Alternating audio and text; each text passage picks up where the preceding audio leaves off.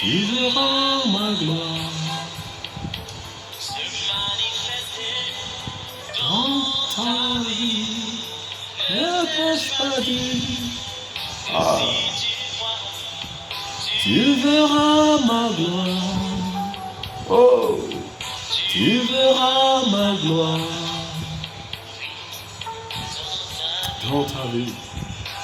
Ah, mon bien-aimé, la parole de Dieu déclare dans Jean 11, le verset 40, « Si tu crois, tu verras la gloire de Dieu. » Peu importe les situations que tu traverses, mon ami, peu importe la condition dans laquelle tu te trouves en ce moment lorsque tu écoutes ce message, je prie pour toi, mon bien-aimé, que l'onction contenue dans Jean 11, le verset 40, soit ta portion ce matin au nom puissant et souverain de Jésus-Christ.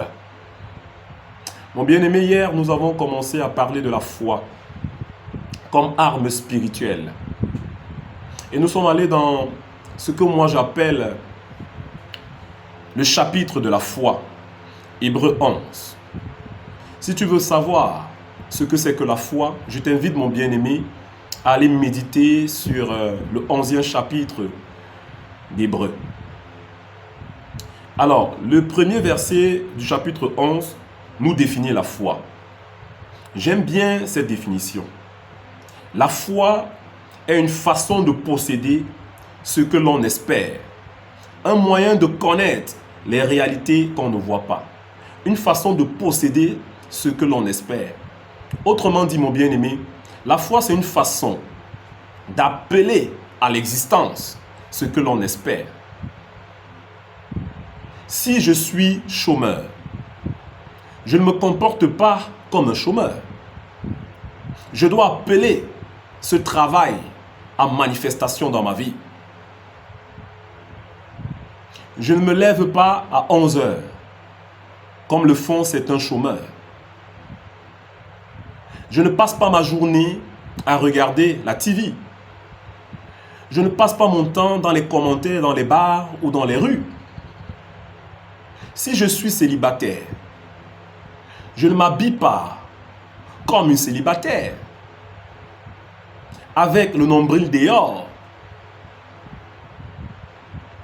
avec une culotte qui est au-dessus des genoux et qui expose ma nudité.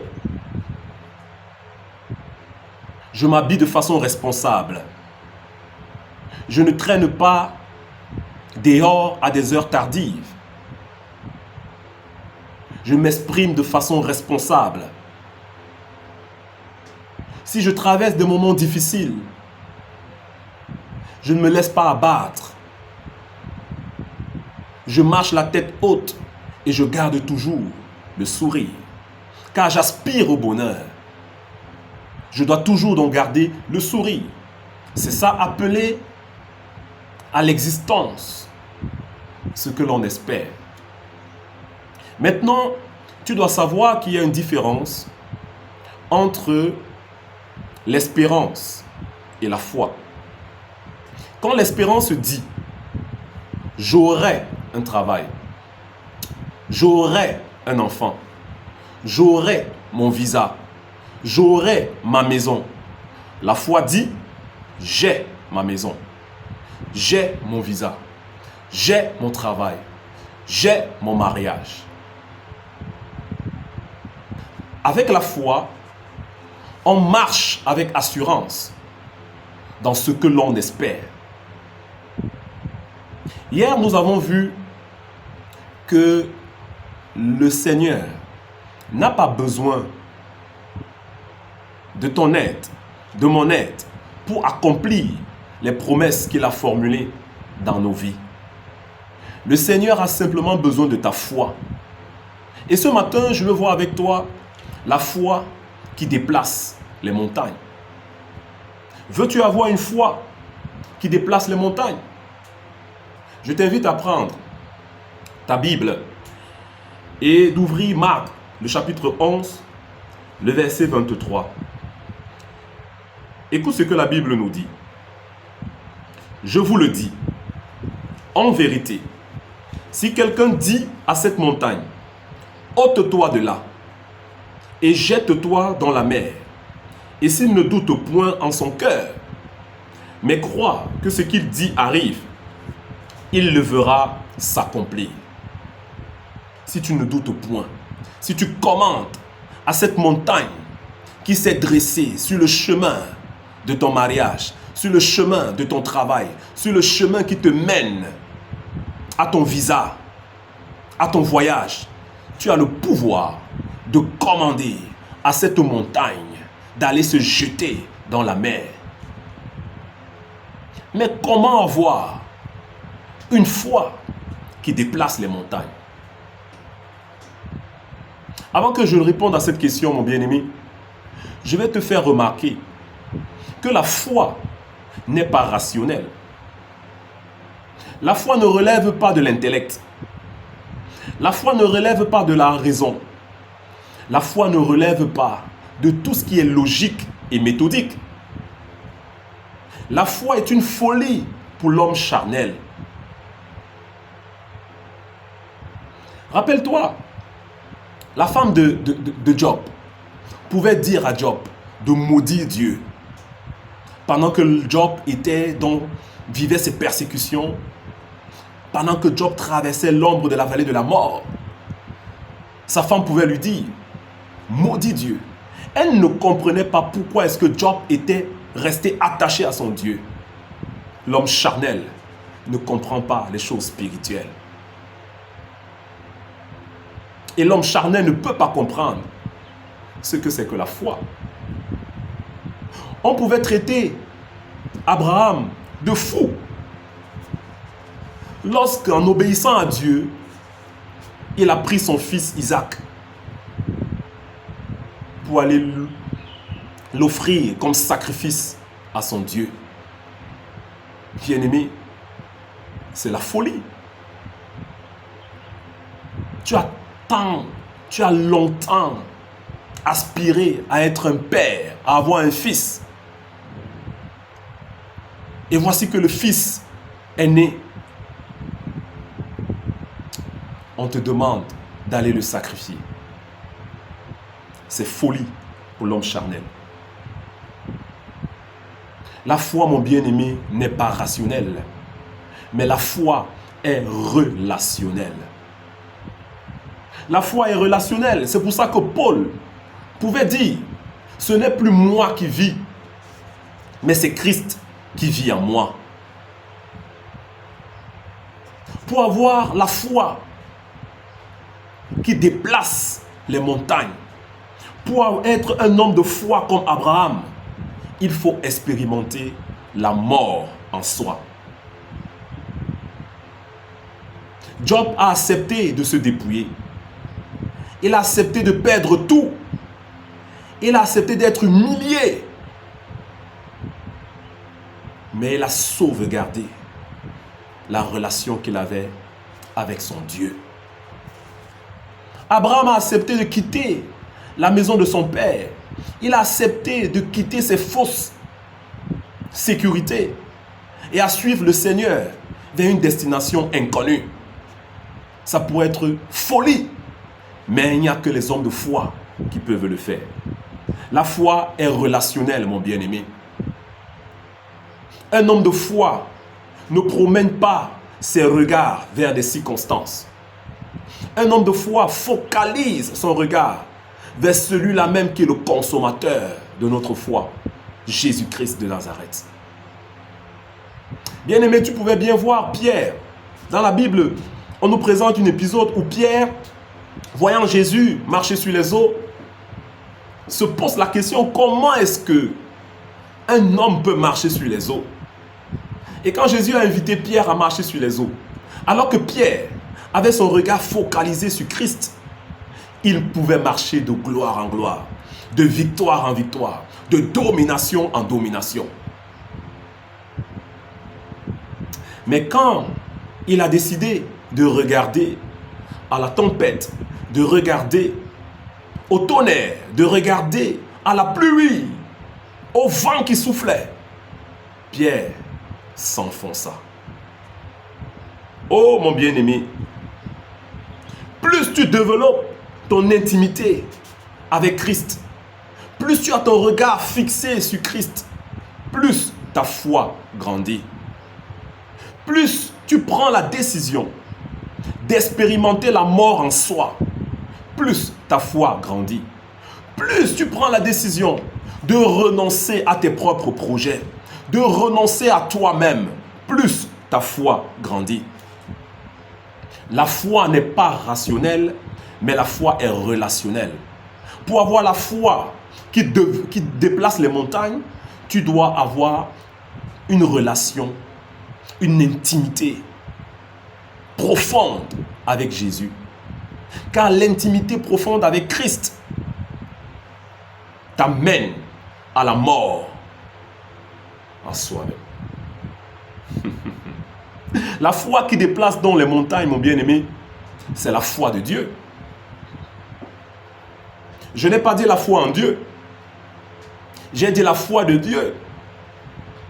Ce n'est plus moi qui vis, mais c'est Christ qui vit en moi.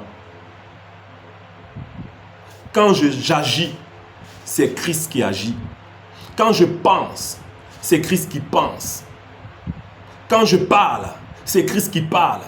Quand je déclare, c'est Christ qui déclare. Quand j'appelle quelque chose à l'existence, c'est Christ qui appelle cette chose à l'existence.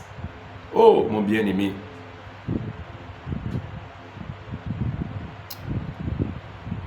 Lorsque tu as la foi en Dieu, c'est bien. Mais ce n'est pas cette foi-là qui peut déplacer les montagnes. La foi qui peut déplacer les montagnes, c'est la foi de Dieu. Bien souvent, tu pries et tu pries, mon bien-aimé. Le Seigneur a déjà exaucé ta prière dans les lieux célestes. Mais l'accomplissement, la manifestation de cette chose sur le plan physique tarde à arriver. Tu as besoin de la foi de Dieu pour appeler en manifestation cette chose à l'existence. Du vivant de Jésus-Christ, la Bible nous dit qu'il y avait une femme qui saignait depuis des années. Elle a simplement touché le vêtement de Jésus-Christ. Elle a été guérie. Paul, qui a expérimenté la mort en soi. La Bible nous dit que Paul, lorsqu'il touchait des mouchoirs, ces mouchoirs que Paul touchait pouvaient guérir les malades. On a touché le vêtement de Jésus, on a été guéri. Maintenant, on touche le mouchoir que Paul a touché et on est guéri. Ce que Paul touchait, c'est ce que Jésus touchait. Quand Paul touchait, Jésus touchait. Pourquoi? Parce que Paul était mort. C'est Christ qui vivait en Paul. Paul pouvait déplacer les montagnes. Parce que lorsque Paul parlait, ce n'est pas lui qui parlait, mais c'est Christ qui parlait en lui. Du vivant de Christ. La Bible nous dit qu'il a ramené Lazare, qui était déjà mort, à la vie. Mais Pierre, qui a expérimenté aussi la mort en soi, ramena Tabitha à la vie. La même Bible nous renseigne que l'ombre de Pierre guérissait les malades. Mais en réalité, ce n'est pas l'ombre de Pierre qui guérissait les malades, mais c'est l'ombre de celui-là qui habitait en Pierre qui guérissait les malades. Parce que Pierre était déjà mort. Il a laissé grandir et vivre en lui Christ. Tu veux déplacer les montagnes. Tu veux avoir la foi qui déplace les montagnes, mon bien-aimé. Expérimente la mort en soi.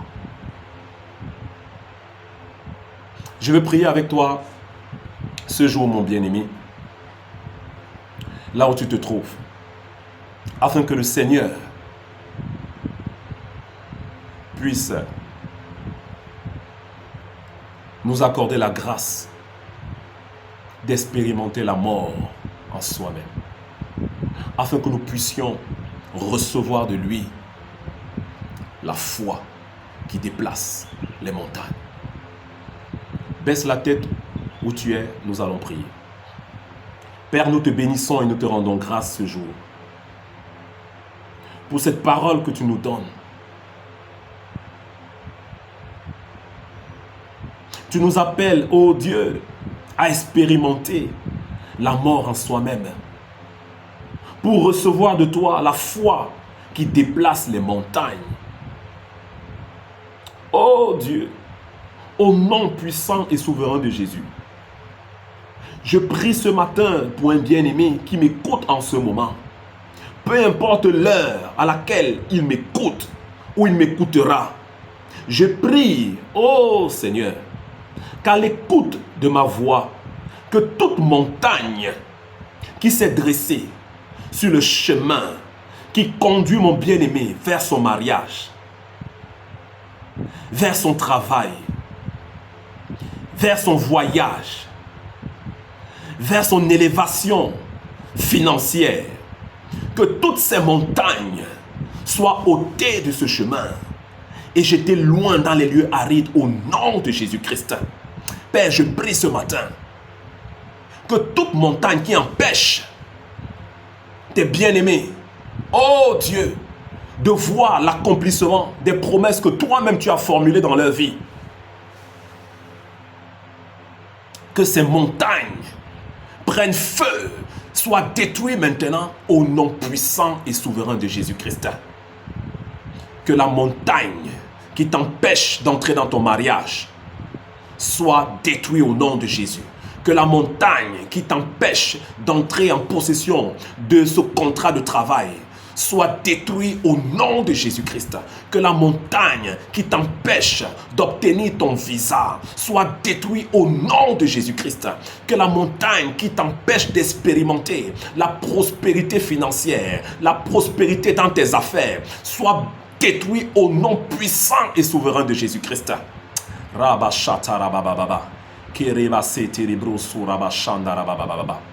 Que tu reçoives maintenant la percée dans tes affaires, dans ton foyer, dans tes finances, dans ta vie spirituelle, dans ta vie de prière, dans ton ministère, au nom puissant et souverain de Jésus-Christ. Que la foi qui déplace les montagnes soit ton partage en ce temps de carême, au nom puissant et souverain de Jésus-Christ. Sois béni, mon bien-aimé. Sois béni, sois béni, sois béni. Je t'encourage à expérimenter en ces 40 jours de jeûne la mort en soi-même pour pouvoir recevoir de notre Seigneur la foi qui déplace les montagnes. Reste connecté à notre chaîne. Je t'encourage à partager la vidéo, à liker aussi la vidéo et à rester connecté pendant ces 40 jours de jeûne et de prière. Demeure béni dans le nom merveilleux et souverain de Jésus. Shalom, shalom, shalom.